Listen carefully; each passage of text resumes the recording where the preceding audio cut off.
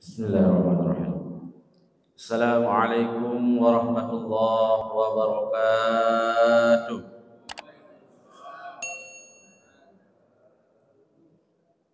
Alhamdulillah wa kafa. Wassalatu wassalamu ala nabiyyina al-mustafa wa ala alihi wa sahbihi ahli sidqi wal wafa. Syahadu an la ilaha illallah wa asyhadu anna Muhammadan abduhu wa rasuluh. Allahumma salli ala sayyidina Muhammad wa ala alihi wa sahbihi wa barik wa sallim. Subhanaka la ilma lana illa ma 'allamtana innaka antal alimul hakim. Wa la haula wa la quwwata illa billahil aliyyil azim. Allahumma akhrijna min zulumatil wahm wa akrimna bi ma'rifatil ilmi wa hassin akhlaqana bil hilmi waj'alna mimman yasma'una al-qawla wa yattabi'una al-hasana amma ba'd. Kaum muslimin, saudaraku, Bapak Ibu, tamu-tamu yang dimuliakan oleh Allah, selalu kita bersyukur kepada Allah dengan ucapan alhamdulillahirabbil alamin. Dengan nikmat kesehatan, kesempatan, iman serta taufik dan hidayahnya lah sehingga kita dipertemukan kembali di tempat yang mulia, di tempat yang agung ini. Salat subuh berjamaah, kemudian sama-sama kita sembari berniat i'tikaf sambil mengikuti kajian-kajian. Mudah-mudahan kelak di yaumil qiyamah, yaumil akhirat, sebagaimana pada pagi ini kita berkumpul, maka kelak juga kita dikumpulkan kembali di tempat yang mulia, tempat yang lebih agung di surganya Allah. Amin amin ya rabbal alamin. Berselawat kepada Rasulullah, Nabi yang agung, Nabi yang mulia, Khatamil Anbiya wal Mursalin, penutup para Nabi dan Rasul, Nabiyuna wa Habibuna wa Syafi'una Muhammad sallallahu alaihi wasallam, dengan lantunan Allahumma salli ala Sayyidina Muhammad wa ala alihi wa sahbihi wa barik wa sallim. Jamaah, Bapak Ibu, tamu-tamu yang dimuliakan oleh Allah Subhanahu wa taala, kajian kita di subuh yang mulia ini tentang sifat hasud. Rasulullah sallallahu alaihi wasallam bersabda dalam satu hadisnya, salasun muhlikat, kata Rasulullah. Ada 3 penyakit hati yang bisa membinasakan. Binasa diri, juga binasa orang lain. Jadi si pemilik sifat-sifat ini, jangankan dirinya binasa, jangankan dirinya rusak, orang lain juga binasa, orang lain juga rusak, kata Rasulullah. Bahkan oleh Imamuna Al-Ghazali dalam kitabnya Bidayatul Hidayah mengatakan bahwa penyakit ini di semua kita ada. Mutafaqihi azman, di setiap zaman, baik itu yang alim, yang tidak alim, pasti ada 3 penyakit yang membinasakan ini. Apa itu? Rasulullah sallallahu alaihi wasallam melanjutkan, syuhul mata. Ditafsirkan oleh para ulama, syuhul mata adalah sifat hasud, kikir yang dituruti. Wa hawahul mutba, keinginan yang diikuti. Ditafsir oleh para ulama di sini sifat tercela riya.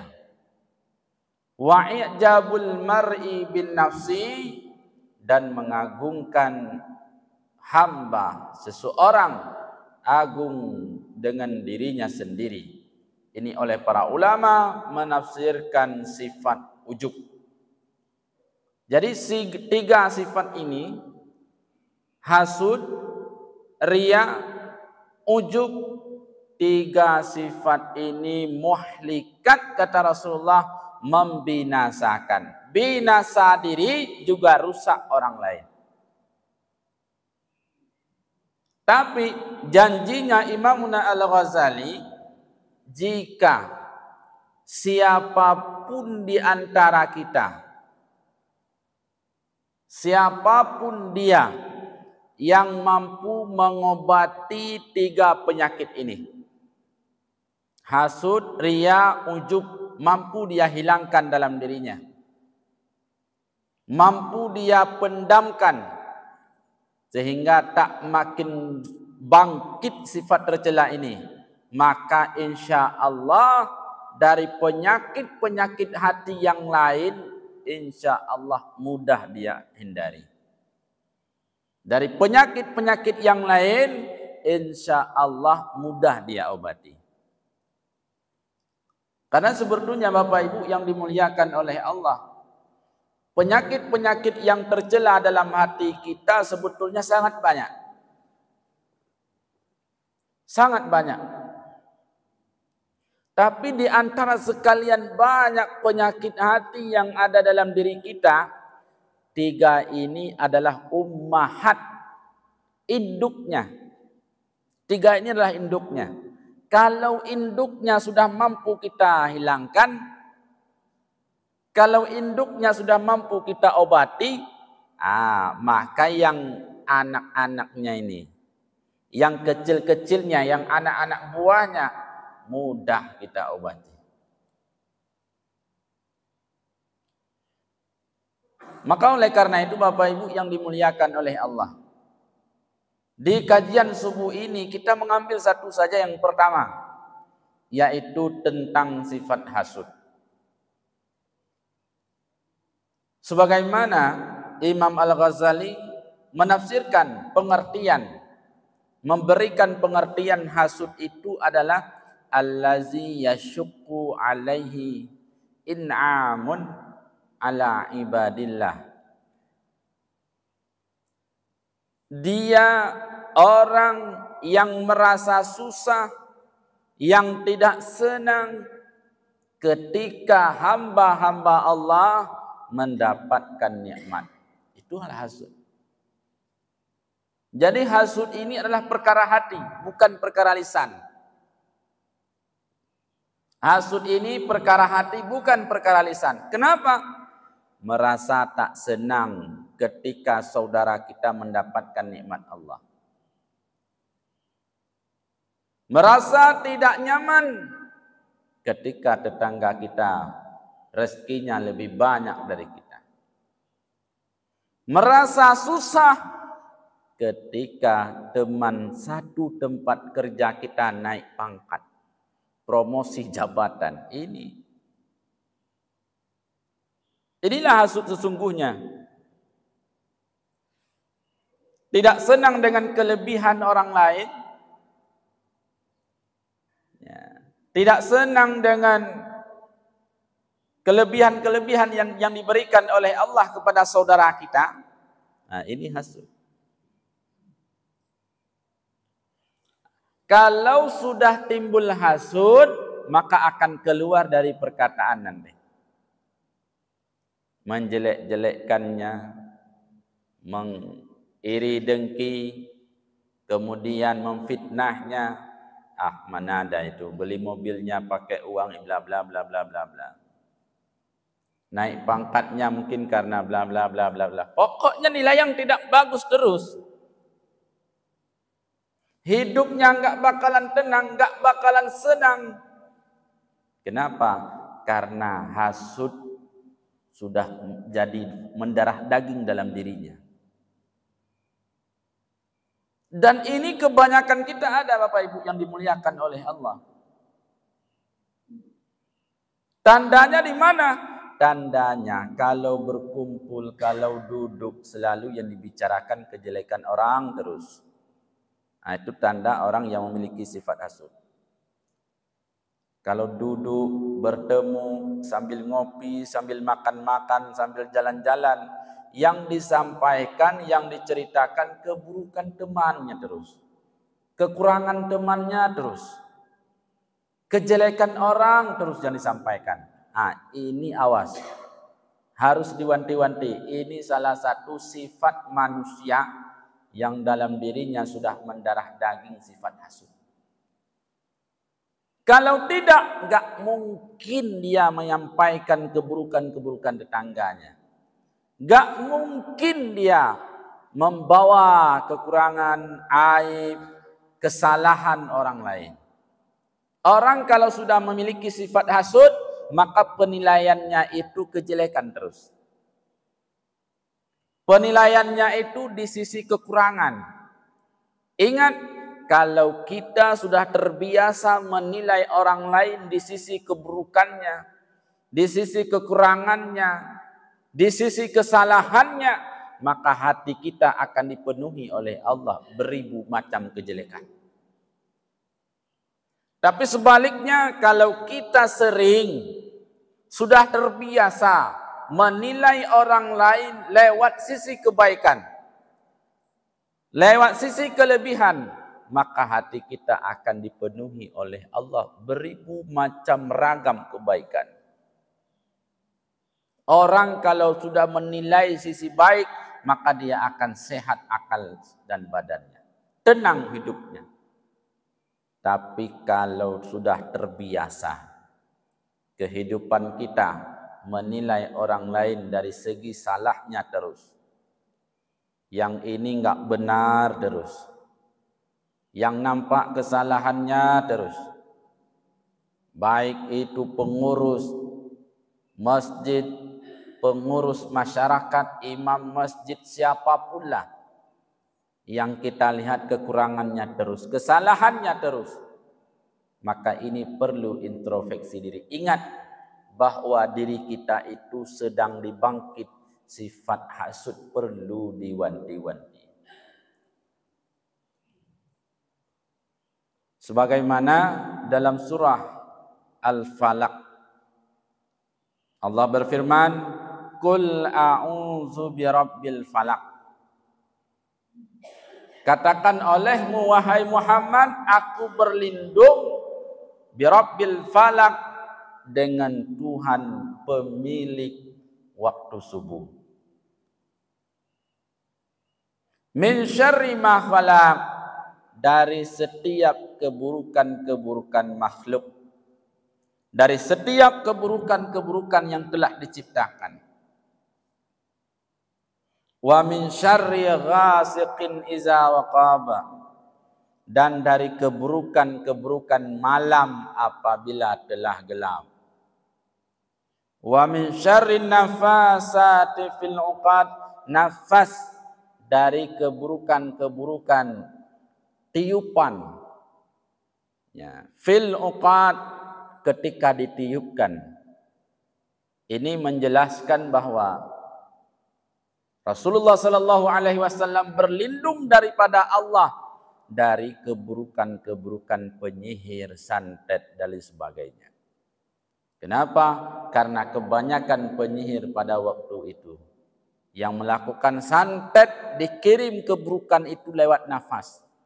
Dilihat foto kita, disebutkan nama kita, santet, disihir, dikirimnya sihirnya, dikirimnya santet kepada kita melalui nafas, melalui angin. Tapi kalau sudah Allah berkehendak, insya Allah jadi. Kalau tidak Allah kehendak, maka enggak akan jadi. Yakinlah sama Allah. Kemudian yang terakhir, wa min syarri hasidin iza hasad, dari keburukan orang yang dengki, iza hasad, apabila yang iri dengki. Coba kita perhatikan jamaah yang dimuliakan oleh Allah. Ayat ini diakhiri oleh Allah dengan kata wa min syarri hasidin iza hasad. Dari keburukan orang yang hasud apabila telah menghasut ia. Setiap ayat ini dimulai oleh Allah dengan huruf waw. Setiap ayat ini dimulai oleh Allah dengan huruf waw. Qul a'udzu birabbil falaq min syarri ma khalaq 1. Wa min syarri ghasiqin idza waqab 2. Wa min syarri nafasati fil 'uqad 3. Keempat wa min syarri hasidin idza hasad. Artinya setiap kalimatnya diatafkan, diulangkan dengan huruf waw, itu bertanda derajatnya sama. Itu bertanda ayat setelahnya dengan ayat sebelumnya saling ada ikatan. Maksudnya apa? Sama di sisi dosa. Terikatnya di mana? Terikatnya sama-sama dibenci oleh Allah. Sama-sama hal yang keji. Maka antara penyihir wa min syarri nafasati, santet yang dikirim melalui nafas, ya, menghasut, ganjaran yang diberikan oleh Allah sama. Apalagi orang yang suka menghasut, yang sudah timbul hidup sifat hasut dalam dirinya, mulai dari fajar, mulai dari subuh hingga malam ketika gelap, hidupnya enggak bakalan tenang, susah terus. Hidupnya enggak nyaman, susah terus. Kenapa? Karena setiap yang ditengok ya kelebihan orang lain susah lagi. Ya. Tetangganya yang beli mobil, dia yang pingsan. Kawannya yang naik jabatan, dia yang sakit, demam. Kenapa? Karena yang dipikirkan kesalahan orang lain terus. Enggak senang dengan kelebihan nikmat yang didapati oleh saudara kita. Apalah salahnya padahal tetangga kita beli mobil, tetangga kita rehab rumah, rumahnya mewah, rezekinya berlimpah, jabatannya naik. Kita doakan dia, mudah-mudahan dia sehat terus. Siapa tahu nanti suatu saat kita butuh bantuannya, sudah ada. Kalau enggak, bukan karena saudara-saudara kita yang banyak rezekinya, kalau bukan karena tetangga-tetangga kita dicurahkan rezeki yang banyak oleh Allah, jabatan yang tinggi, enggak mungkin Masjid Darul Aman ini semegah ini, sebesar ini, sekokoh ini. Enggak mungkin. Kita harus saling menyatu. Yang tak mampu di bidang ekonomi, ya kasih tenaga. Yang enggak ada tenaga, enggak ada waktu, ada ekonomi, kasih ekonomi. Enggak ada dua-duanya, tenaga enggak ada, uang enggak ada, kasih pikiran. Pikiran yang sehat, maka insya Allah akan bersatu. Kebanyakan kita Bapak Ibu yang dimuliakan oleh Allah, membangun masjid sebesar ini mampu, mudah. Bahkan semewah ini, secantik ini juga kita mampu, mudah. Tapi menjaganya, menjalankannya, ini sangat susah. Membangunnya, memperindahkannya, menyelesaikan pembangunannya mudah. Tapi menjaga, menjalankannya susah. Kenapa? Ya, karena di hati kita ada salah satunya sifat hasud. Enggak senang kalau dia ini menjadi pengurusnya. Enggak senang kalau dia ini menjadi imamnya. Enggak senang kalau dia ini menjadi bagian di sini dan di sana sebagainya. Kenapa? Ya, karena sudah ada sifat hasud. Maka sifat hasud ini merusak si pemiliknya, juga merusak orang lain. Nauzubillah summa nauzubillah. Hasud yang paling tinggi kata Imam Al-Ghazali, setelah dia enggak senang dengan nikmat yang didapati oleh orang lain, ya, iradatu fi izalatin ni'mah an akhar, ingin nikmat yang didapati oleh saudara kita, tetangga kita, kawan kita hilang. Ini lebih parah lagi. Inginnya kalau nikmatnya itu hilang. Inginnya jabatannya itu dicabut. Inginnya ketuanya itu diganti. Inginnya pengurusnya itu diganti. Ini parah lagi. Ini hasud paling tinggi. Bukan hanya sebatas tidak senang, tapi ditambah supaya itu cepat hilang, cepat dicabut oleh Allah. Memang dunia ini enggak bakalan sunyi dengan orang-orang yang seperti ini. Dunia itu bakal dipenuhi oleh orang-orang yang baik, juga bakal dipenuhi oleh orang-orang yang tidak baik. Ketika cara berpikir kita, ketika cara menilai kita, maka disitulah penentunya selamat atau tidak selamat kita. Ya, kiranya lah kita nanti melihat orang lain di sisi kelebihan dan keutamaannya. Sebagaimana dalam satu syair para ulama berkata, "Isbir ala mudadil hasudi, fa inna sabraka qatiluhu, fannaru ta'kulu ba'daha illam takun ma ta'kulu." Bersabarlah di atas sifat-sifatnya orang hasud, karena kesabaranlah pemutusnya. Kenapa demikian? Karena api akan memakan sebahagian jika tidak ada apa yang dimakannya. Jadi cara kita melawan sifat hasud, jika hasud itu dalam diri kita, bersabar juga. Jika hasud itu timbul dari orang lain, dari teman kita, dari kerabat kita, dari saudara kita, maka juga jalannya bersabar. Kenapa? Karena dengan bersabarlah bisa menyebabkan hasud itu akan hilang. Sebagaimana diibaratkan oleh para ulama api. Api kalau sudah dimasukkan yang kering, daun yang kering, ranting yang kering, kain yang kering, maka api itu lama-lama makin besar. Ditambah lagi yang kering, maka semakin besar. Tapi caranya bagaimana? Pisahkan yang kering itu dari api. Rantingnya pisahkan dari api. Kain yang keringnya cabut dan pisahkan dari api.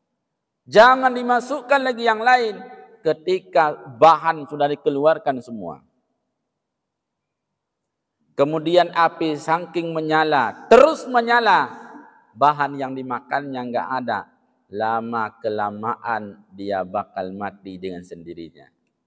Lama kelamaan dia bakal mati dengan sendirinya. Maka sabar. Sabarlah pemutus sifat hasud, bersabar. Selain bersabar, tambahkan doa kepada kawan kita, mudah-mudahan dia ditambahkan nikmat oleh Allah. Jika dari orang lain, bersabar. Jangan dibalas juga dengan keburukan.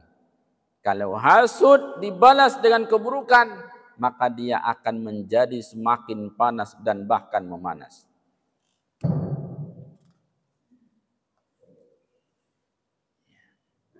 Kata para ulama, dalam satu hadis Rasulullah sallallahu alaihi wasallam bersabda, "La hasada illa fi isnaini." Tidak boleh hasud kecuali pada dua perkara. Tidak boleh hasud kecuali pada dua perkara. Pertama, rajulun atahullah malan fasallatahu ala halakatihi fil khairi. Seseorang yang dilimpahkan rezekinya oleh Allah, kemudian dia habiskan dalam kebaikan, dalam ketaatan, dia sedekahkan, dia wakafkan, dia bantu fakir miskin, anak yatim, pencari ilmu, penuntut ilmu, penghafal Quran. Dia bantu dengan hartanya, dia berikan hartanya dalam kebaikan, maka orang seperti ini patut kita hasud. Boleh. Kedua, warajulun atahullah hikmah fahuwa yaqdi biha wa yu'allimuhan nas. Seseorang yang diberikan ilmu hikmah oleh Allah, kelebihan nalar cara berpikirnya, kelebihan di bidang ilmu, kemudian dia ajarkan kepada orang lain, maka orang seperti ini juga patut kita hasud. Yang banyak hartanya diberikan oleh Allah, kemudian dia selalu pergunakan di jalan kebaikan, maka ini yang pertama. Kedua, dia yang diberikan nalar berpikir oleh Allah, hikmah, ilmu hikmah, atau bahkan kelebihan di bidang agama, dan dia mengajarkan orang lain, ini orang kedua yang patut kita hasud. Hadis ini ditafsirkan oleh para ulama. Hasud yang dimaksudkan di sini adalah al-ghibtah. Sebagaimana kata para ulama, innal mu'mina yaghbitu wa la yahsudu. Bahwa orang beriman itu yaghbitu ghibtah wa la yahsudu, jangan menghasud. Wal munafiqu yahsudu wa la yaghbitu. Sedangkan orang munafik, dia itu perbuatannya hasud, bukan ghibtah. Bedanya ghibtah dengan hasud, kalau ghibtah, tetangga kita mendapatkan nikmat, mendapatkan kelebihan, terbangkit dalam jiwanya untuk rajin bekerja, untuk rajin berusaha agar mendapatkan seperti yang didapatkan oleh tetangganya. Saudara kita naik pangkat, terbangkit diri kita sehingga bekerja keras dan akhirnya mendapatkan pangkat jabatan seperti yang didapatkan oleh saudara kita. Orang salih melihat orang salih, orang yang rajin ibadah, sehingga terbangkit dirinya untuk mengikuti, sehingga semakin rajin ibadahnya, semakin rajin salatnya. Bukan malah tidak senang, tapi malah senang dan menjadikan dia itu contoh sehingga mengikutinya. Melihat orang lain baik, maka dia menjadikan contoh, kemudian jadi merubah dirinya sehingga menjadi pribadi yang baik. Ini ghibtah, bukan hasud. Kata Rasulullah, pembeda antara orang beriman dengan orang munafik, kalau orang beriman, dia sifatnya itu ghibtah. Tapi kalau orang munafik, dia sifatnya itu hasud. Kenapa munafik hasud? Dia enggak mau mengikuti orang melakukan kebaikan, tapi ya hasud.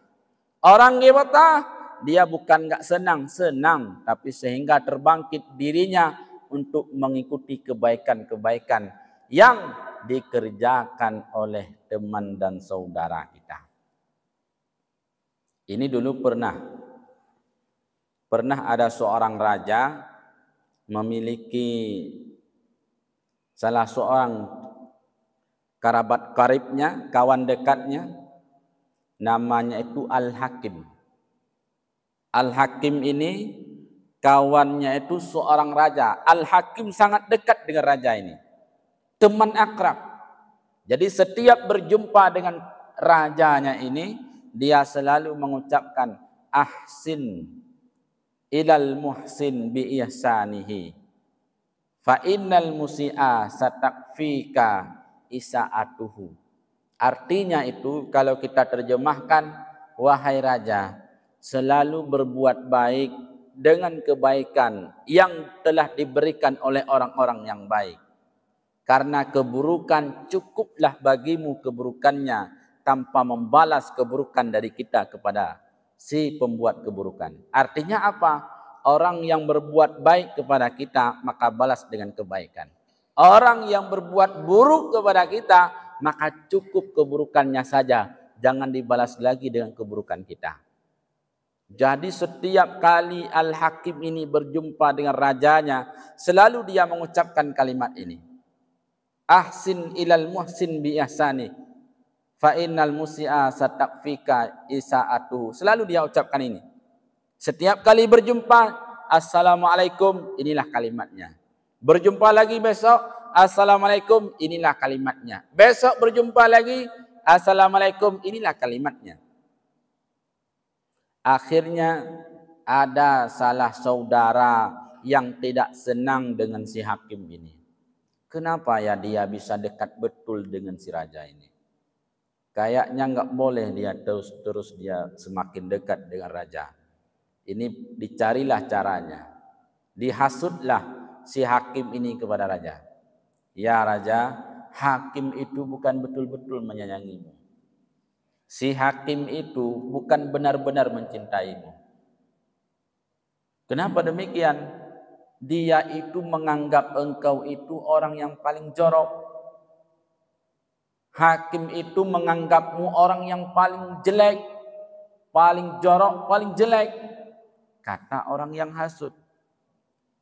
Kemudian raja ini berpikir, enggak mungkin, si hakim ini orang yang baik. Akhirnya kalau raja enggak percaya, coba ngundang dia besok jam ini, tempatnya di sini. Kalau tidak dia menutup hidungnya, cobalah perhatikan. Kemudian diundanglah hakim ini oleh raja. Ya, dalam perjalanan si hakim ini dipanggil oleh orang yang hasut tadi. Dipanggil, dibawa ke rumahnya untuk makan dulu. Dikasihlah ya, menu-menu makanan yang membuat ya, nafas kita mulut kita bau, nafas yang keluar bau.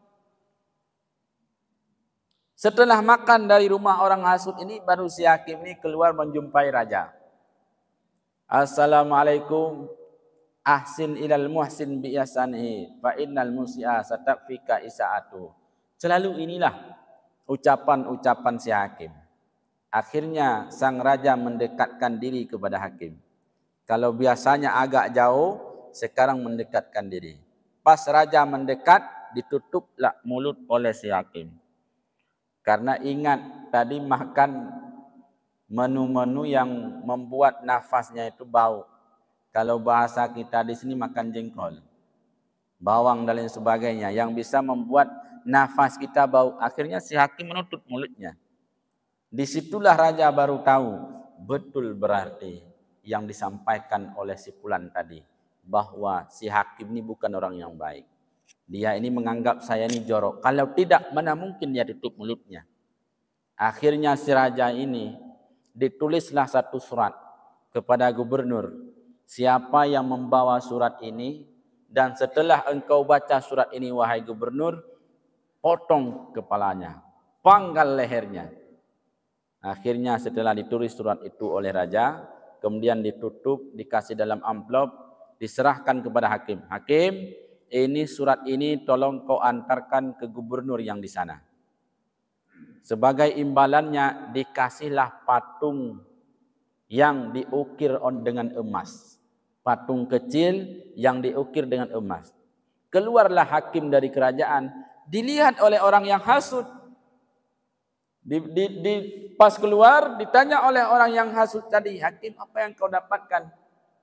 Ini dapat surat dari raja untuk dibawa ke gubernur. Apa yang diberikan? Sebagai imbalannya dikasihlah patung yang berukuran emas ini. Kalau begitu biar saya aja yang antarnya.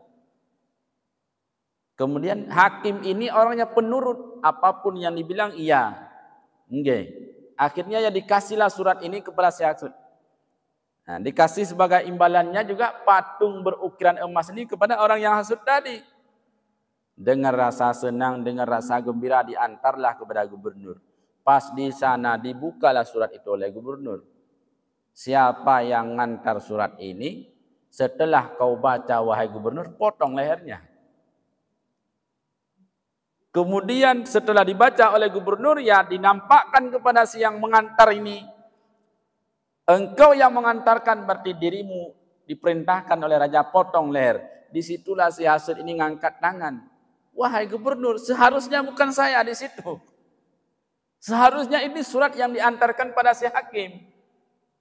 Ya, saya enggak mau tahu. Setiap perintah raja saya jalani. Ya akhirnya dipotonglah leher si hasud pada saat itu. Maka sifat hasud ini selain merusak diri kita, menghancurkan diri kita, juga merusak orang lain. Juga merusak tetangga kita, merusak persatuan dalam tempat kita tinggal. Maka oleh karena itu Bapak Ibu yang dimuliakan oleh Allah, mudah-mudahan kita semua terhindar daripada 3 sifat ini, hasud, riya, ujub. Insya Allah baik hati kita, baik perkataan kita, baik penilaian kita, baik tingkah laku kita, maka kita akan semuanya baik. Terjaga kita. Kalau sudah baik semuanya, maka insya Allah silaturahmi kita juga baik. Kalau silaturahmi kita sudah baik, maka insya Allah persatuan kita juga maka akan kuat. Mungkin hanya ini yang dapat disampaikan kajian pada subuh ini. Mungkin sebelum kita tutup, jika dari Bapak Ibu ada pertanyaan, kita persilahkan.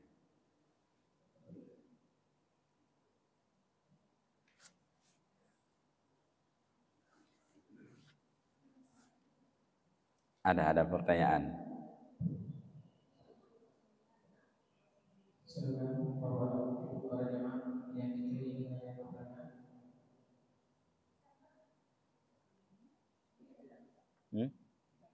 Enggak ada ya? Hah? Tutup dulu. Baik, jika tidak ada, kita tutup kajian kita ini dengan sama-sama kita berdoa kepada Allah. A'udzubillahi minasyaitonirrajim. Bismillahirrahmanirrahim. Alhamdulillahirabbil alamin hamdan yuwafi ni'amahu wa yukafi'u mazidah. Ya Rabbana lakal hamdu wa lakas syukru kama yanbaghi li jalali wajhikal karimi wa 'azimi sultanik. Allahumma zidna ilma warzuqna fahma walhiqna bis salihin. Allahumma faqihna fid din wa 'allimna ta'wil. Allahumma akhrijna min zulumatil wahmi wa akrimna bima'rifatil ilmi wa hassin akhlaqana bil hilmi waj'alna mimma yasma'una al-qawla wa yattabi'una al-hasanah. Allahumma aslih lana dinana allazi huwa ismatu amrina wa aslih lana dunyaya allati hiya ma'ashina wa aslih lana al-akhirata allati hiya ma'adina waj'alil hayata lana ziyadatan fi kulli khair waj'alil lana mauta rahatan min kulli syarr. Rabbana atina fid dunya hasanah wa fil akhirati hasanah wa qina azabannar birahmatika ya arhamar rahimin. Wallahul muwaffiq ila aqwalit thariq. Assalamualaikum warahmatullahi wabarakatuh.